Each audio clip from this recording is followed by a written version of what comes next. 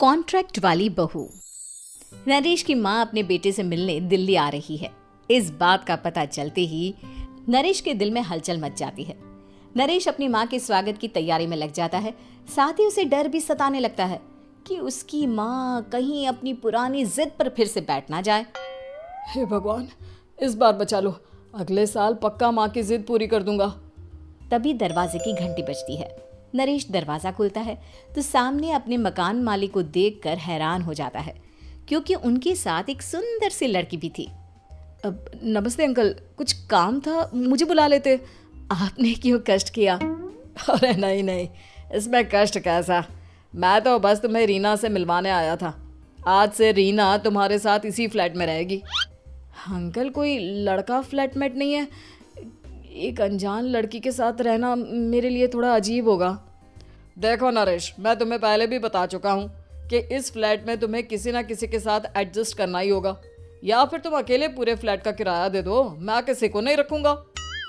नरेश अपने मकान मालिक की बात सुन के रीना के साथ रहने के लिए तैयार हो जाता है, पर अंदर ही अंदर उसे ये बात खाने लगती है कि वो अपनी माँ को क्या जवाब देगा जब उसकी माँ रीना के बारे में उसे पूछेगी। दिन बीतने लगते हैं। नरेश और रीना अच्छे दोस्त भी बन जाते हैं, पर अभी भी नरेश अपनी प्रॉब्लम का सॉल्यूशन नहीं ढूंढ पाता। एक दिन नरेश बहुत परेशान सा बैठा होता है। तभी रीना उसे पूछती है, क्या हुआ नरेश, तुम काफी परेशान लग रहे हो, सब ठीक तो है ना? हाँ सब ठीक है, बस एक छोटी सी प्रॉब्लम है। वो एक्चुअली 2 दिन बाद मेरी माँ मुझसे मिलने आ रही है। अरे तो इसमें प्रॉब्लम क्या है, ये तो खुशी की बात है। हाँ रीना, बट मेरी माँ एक जिद लेकर बैठ गई है कि मैं शादी कर लूँ, पर मैं अभी इस चीज़ के लिए तैयार नहीं हूँ। ऊपर से जब वो तुम्हें देखेगी तो 100 सवाल करेगी, क्या जवाब दूंगा?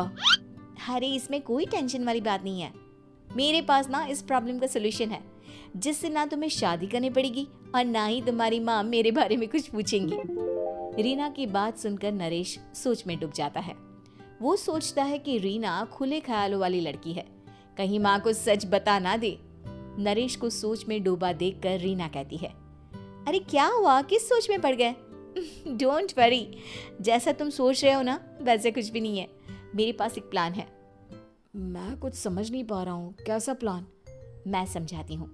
हम ना एक कॉन्ट्रैक्ट मैरिज कर लेते हैं। फिलहाल मेरे पास जॉब नहीं है, तो तुम इस रूम का किराया दे देना जब तक तुम्हारी माँ यहाँ रहेंगी, सिर्फ तब तक।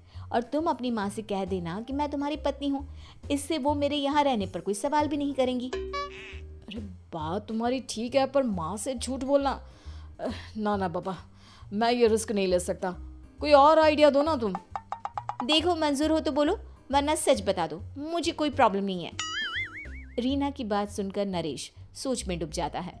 बहुत सोचने के बाद जब उसे कोई रास्ता नहीं मिलता तो वो रीना के बताए हुए रास्ते पर चलने के लिए तैयार हो जाता है। वो रीना से बात करता है और अपनी माँ की पसंद और नापसंद के बारे में बताता है।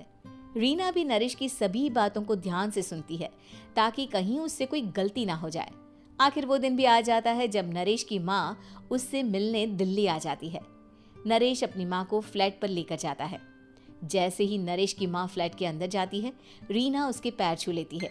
ये देखकर नरेश की माँ थोड़ी घबरा जाती है और नरेश से पूछती है, अरे बेटा नरेश, ये कौन है? माँ, ये आपकी बहू रीना है। माफ़ी चाहता हूँ, सब कुछ इतनी जल्दी में हुआ कि आपको बता ही नहीं पाया, इसलिए सोचा कि क्यों ना आपको सरप्राइज दिया जाए। अरे बेटा, मैं तो बस तेरा घर बसा हुआ देखना चाहती थी। हाँ, बहुत अरमान थे अपनी इकलौते बेटी की शादी को लेकर, लेकिन कोई बात नहीं, शायद किस्मत को यही मंजूर होगा। ये कहते ही नरेश की माँ रीना को गले लगा लेती है।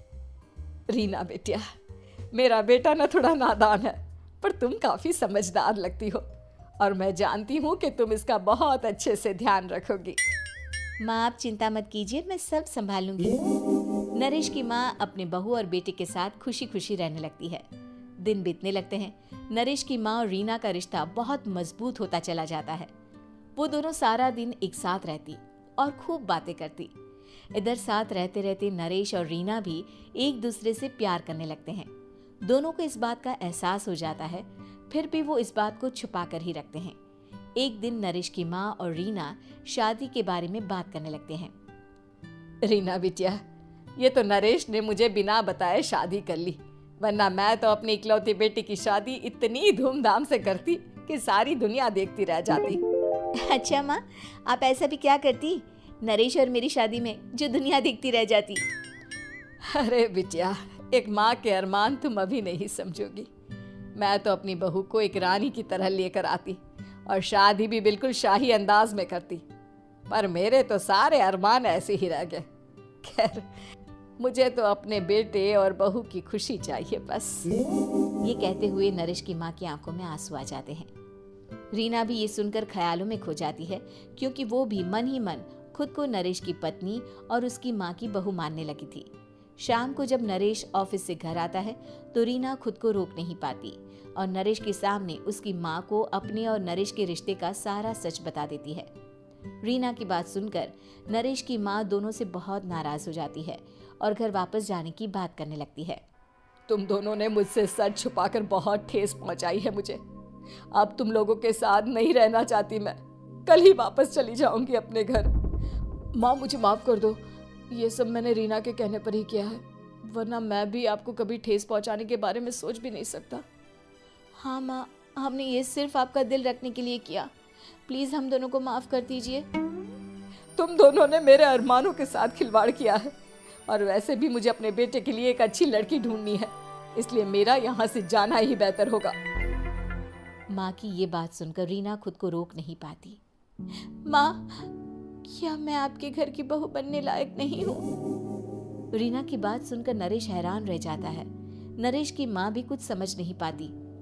मैं कुछ समझी नहीं, आखिर तुम कहना क्या चाहती हो? माँ, मैं वो नरेश से बहुत प्यार करती हूँ और साथ ही साथ मैं आपको भी अपनी माँ मान बैठी हूँ। आज जब आपकी बातें सुनी तो खुद को रोक नहीं पाई, इसलिए सारा सच आपको बता दिया। रीना की बात सुनकर नरेश की माँ की आंखों में आंसू आ जाते हैं और वो अपने बेटे नरेश और रीना को गले लगा लेती है। मेरे घर की बहू तो सिर्फ रीना बिटिया ही बनेगी। मैं आज ही तुम दोनों की शादी की तारीख निकलवा दूंगी, बस एक बार तुम्हारे घर वाले मान जाए। उसी दिन रीना के माता पिता भी उनके फ्लैट पर आ जाते हैं।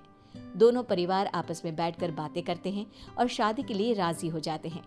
रीना भी कॉन्ट्रैक्ट फाड़ देती है और कहती है, सही मायने में मैं अब बहू बनूंगी, अब तक तो सिर्फ कॉन्ट्रैक्ट वाली बहू थी।